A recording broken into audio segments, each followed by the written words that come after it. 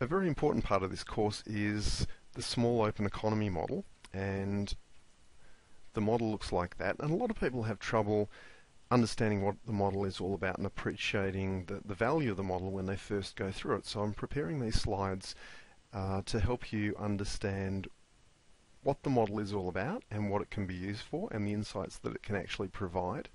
And I'm going to go through this set of slides in quite a bit of detail. So I'm going to labour some of the points just to really reinforce what is going on here. Now, the model basically looks like the model you've got in front of you on the slide. So there is a vertical S minus I line and a downward sloping NX line. I'll explain those lines in detail in particular later, but we've got the exchange rate on the vertical axis. Now, some of you will realise that there is a difference between the nominal and the real exchange rate. So you may be asking yourself, well, which exchange rate is he talking about? At this stage, I'm not going to draw a distinction between the nominal and the real exchange rate. Technically, those two differ over the longer term, and so we're using this model as a short-term model to analyse changes that occur in the economy over, say, a 3, 6 or 12-month period. And really, this is beyond what you need to know, but really the real exchange rate and the nominal exchange rate, the differences there, which are driven by price level changes, the differences between the real and nominal exchange rate are really only important over the longer term, over sort of 2 or 3 or 4 years. So that's why I'm just calling this the exchange rate and drawing no distinction between the real and the nominal interest rate. Okay, but that's not an important part of this model. You don't need to know what I just described in terms of the real versus the nominal exchange rate and which exchange rate we're dealing with. Just keep it simple, it's just an exchange rate. Along the horizontal axis, we have the value of the variables in this model measured in terms of local currency. So along the horizontal axis, we've got 2 variables in this model actually. We've actually got 3. The exchange rate's the third one, but the first 2 variables in this model are the value of S minus I. So that is a single value, S minus I, and in this model I've set S minus I equal to $50 billion. And the second variable is net exports. And so it is the value of those 2 variables, S minus I and NX, which are measured along the horizontal axis in local currency terms. So I've just set the value of savings minus investment equal to $50 billion in this diagram, and I've set the value of net exports equal to $50 billion in this diagram as well. Why did I choose $50 billion? Well, in Australia, S minus I is roughly $50 billion each year, and NX is roughly $50 billion each year as well.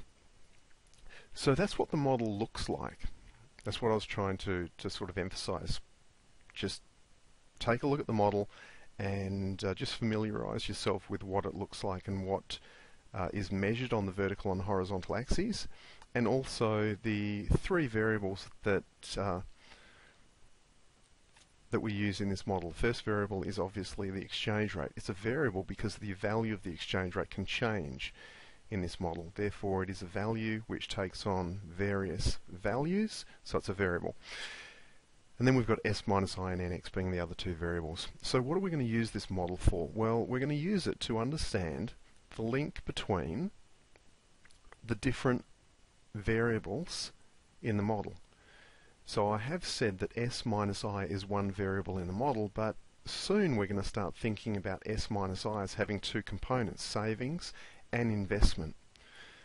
So that vertical line, S minus I, can change when savings changes, or it can change when investment changes. So what we're going to use this model for is to look at how changes in savings or investment or net exports affect first the exchange rate and the other variables in the model. So for example, an increase in the savings rate, so an increase in S will shift the vertical line to the right, that will push the exchange rate down, and that will increase NX. So it's that type of relationship between variables that we are using this model for. So we are learning the relationship between savings, investment, net exports, and the exchange rate. We're learning about the relationship between those four variables. Another important use of this model, however, is for you to understand that this diagram also gives us information about this country's current account balance and their capital financial account balance. So if you haven't read up on the balance of payments yet, I strongly advise you to stop listening to this recording, hit the pause button, go away and read up on the balance of payments so that you are familiar with what the current account is, what the capital financial account is, and how they kind of work together.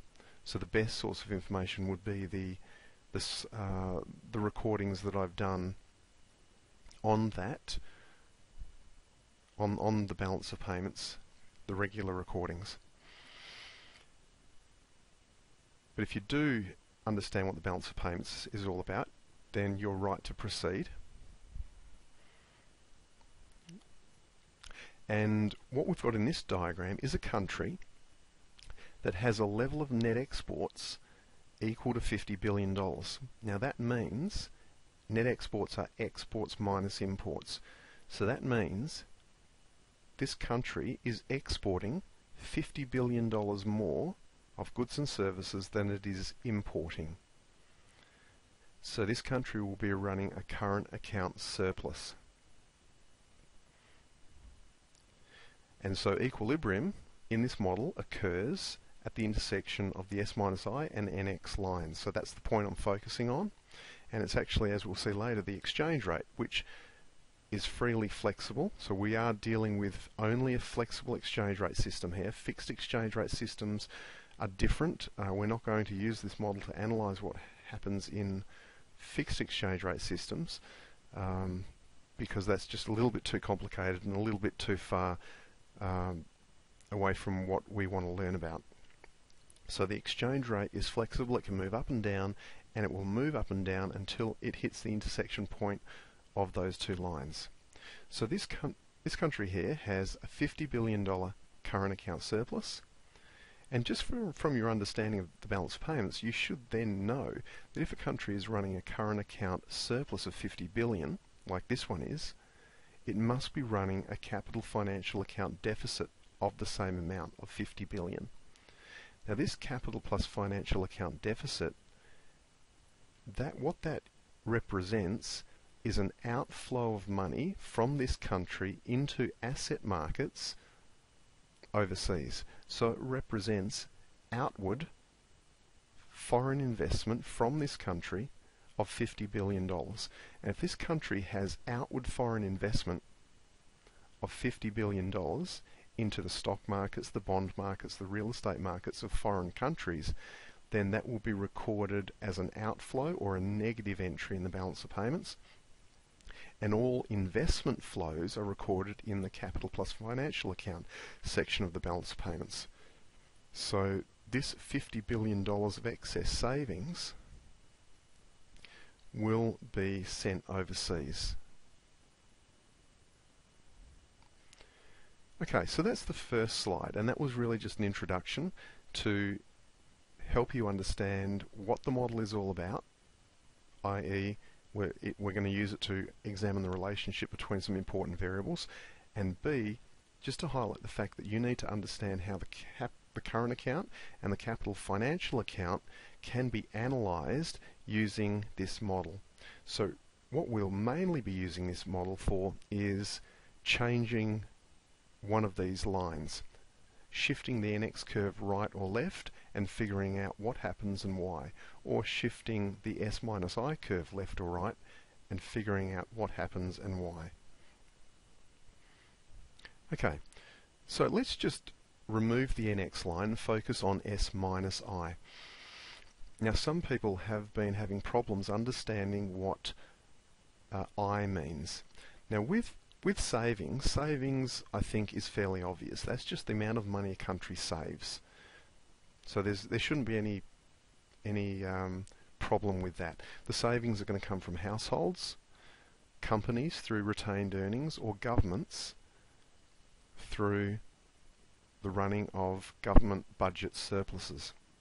So savings, I just interpret savings or think about savings as money that is available to be loaned. So you may save and put $1,000 into your bank account. The bank is then free to lend that money to someone else who wants to borrow it. So savings are money that is made available for borrowing. Whereas investment is confusing some people. Now, what I've got here in the text on the right is that there are two main types of investment in economics. The first one is what I call investment spending, and that's investment spending on capital equipment, infrastructure, R&D, etc.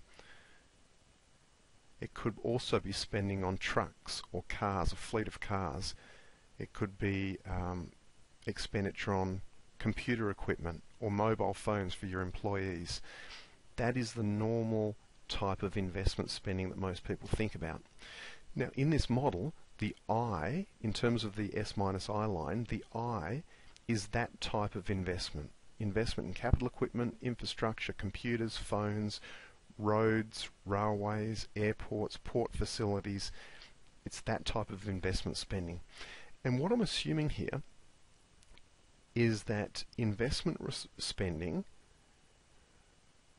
needs to be financed using savings, using someone else's savings. So anyone who wants to undertake investment spending needs to borrow money from a saver and use that borrowed money to finance the investment spending that they want to undertake. So when I think about S minus I here being 50 billion, I think to myself, savings in this economy may be, say, 200 billion. Investment spending in this economy may be, say, 150 billion, so that the difference is 50 billion. So what we've got is $200 billion worth of savings and $150 billion worth of investment. And that $150 billion worth of investment, that needs $150 billion of savings to pay for that investment spending. So it's almost as if in this economy we have investment spending, domestic investment spending this is, being financed using the country's savings. It's just that when savings are 200 billion and investments 150 billion, we've got some savings left over. Now, the other type of investment is foreign investment. And that involves the purchase of assets such as shares, bonds and real estate typically, although there's other assets included that could actually be purchased using foreign investment or come under the umbrella of foreign investment. But foreign investment involves buying some sort of asset in another country. Now, in terms of S minus I, we know that that I is the first type of investment spending. It's not foreign investment. However, this is where it gets a little bit tricky. When we have savings of 200 billion and investment of 150 billion, the difference is 50 billion. Now, what we've already worked out is that that $50 billion, which is excess savings, that money will have to flow overseas. And as that money flows overseas to try to earn a return, because there's no role for it in the domestic economy, there's no more investment spending that needs to be financed with these savings. So these are truly excess savings. They will flow overseas, and when they flow overseas, when the 50 billion flows overseas, that will be called foreign investment, and it will be outward foreign investment because the money will be flowing out of this country. And so the 50 billion will be flowing out of this country into foreign share markets, bond markets, real estate markets and other asset markets. But the 50 billion will move overseas and it will be called foreign investment, and it's outward foreign investment. So hopefully you've got a better understanding now of the S minus I line.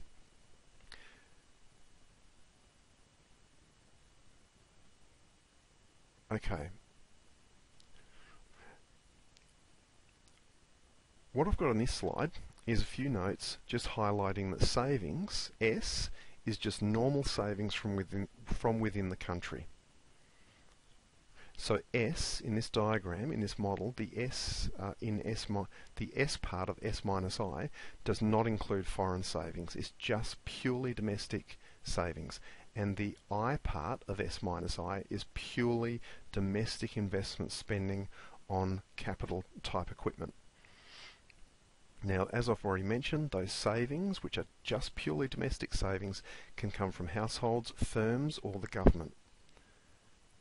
So S minus I is truly excess savings. Now, I've given a numerical example there where savings are, say, 200 billion, investments 150 billion. S minus I is then 50 billion. So we've gone over that. And this slide is really just re-emphasising what I said previously, a couple of minutes ago, that if a country saves more than it invests, that money will have to flow overseas. And so that will be outward net foreign investment, or just outward foreign investment for that country.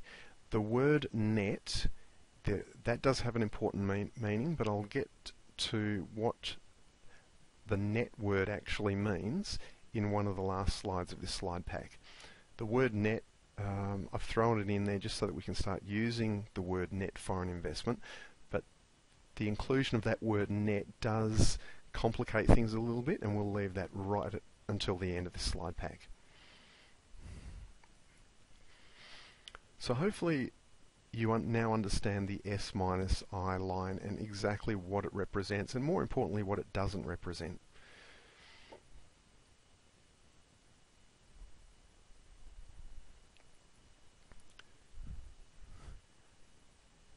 Okay, what I've got in this slide is the same line, but I've now changed the value S minus I to a negative number, minus 40 billion.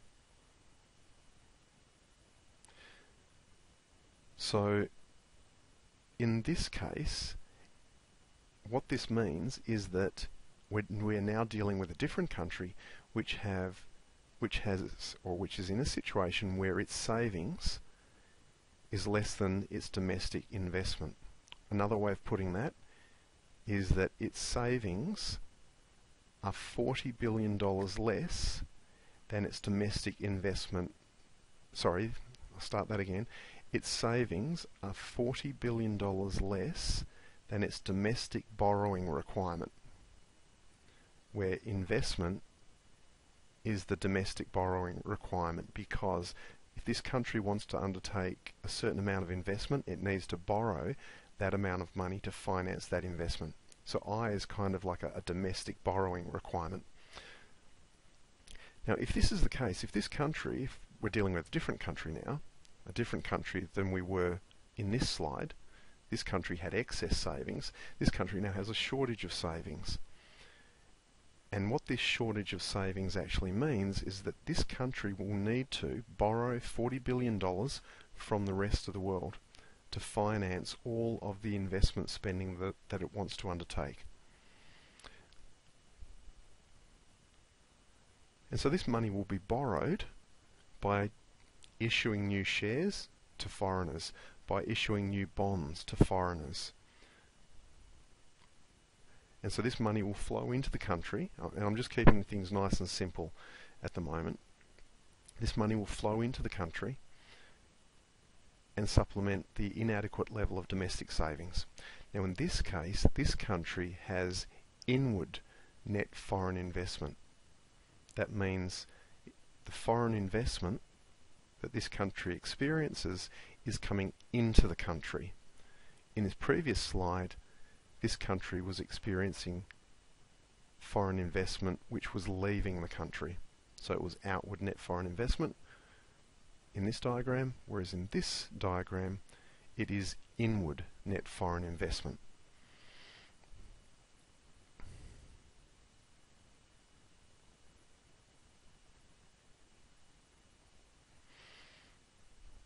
Okay, so what we've got in this diagram is the original S minus I line with excess savings, this country having an excess level of savings of 50 billion. Now the reason that I've drawn the S minus I line vertical is, well, what that means is that it doesn't matter what the exchange rate value is, you can move up and down this vertical exchange rate axis, but the level of savings minus investment will not change. Now this is a realistic assumption that I've made in developing this model, and basically it is saying that both savings and investment are independent of the exchange rate. Now that's a simplifying assumption that we have discussed before, so I won't go through it again. One thing that you do have to note, however, is you need to start being able to link the values in this model, and what I mean by the values is the 50 billion down here at the bottom of the axis. You need to be able to link that value to the balance of payments. And as I've already mentioned, if savings minus investment is 50 billion, this country will be sending that 50 billion overseas in the form of outward foreign investment. And foreign investment flows are recorded in the capital financial account. Furthermore, the way the balance of payments is operated, if money leaves a country, it's recorded as a negative entry in the balance of payments or a deficit. So, what we're looking at here is a country that has outward net foreign investment, and so that country will have a capital financial account deficit equal to $50 billion.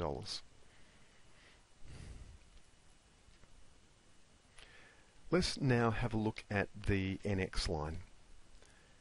The NX line slopes downwards, and I've got some fairly comprehensive notes here, so I'll go through it reasonably quickly. The idea is when we move from, what I've got here is I've got a depreciation of the exchange rate, and I've got net exports increasing from 20 billion up to 30 billion. Now when the exchange rate actually drops, the price of exports from this country falls, so this country exports more. And when I say the price of exports fall, it's the price of exports in foreign currency terms. So the price of this country's exports may stay the same in its own currency, but when the exchange rate drops, the foreign currency price of those exports will fall. So because of that, exports increase. And if the country is actually then receiving the same local currency amount for this increased level of exports, overall its export revenue will increase. At the same time, with a depreciation of the exchange rate, the local currency price of imported goods will go up. The foreign currency price of imports may stay the same, but with the exchange rate going down, those imports will now be more expensive in local currency. So if import prices in local currency are going up, import volumes will go down.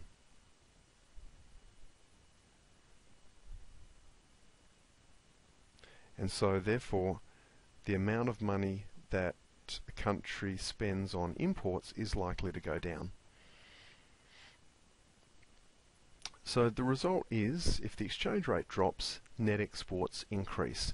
If the exchange rate drops, it will boost a country's trade performance. So what I want to do now is go back to the full model and look at how these curves actually interact together.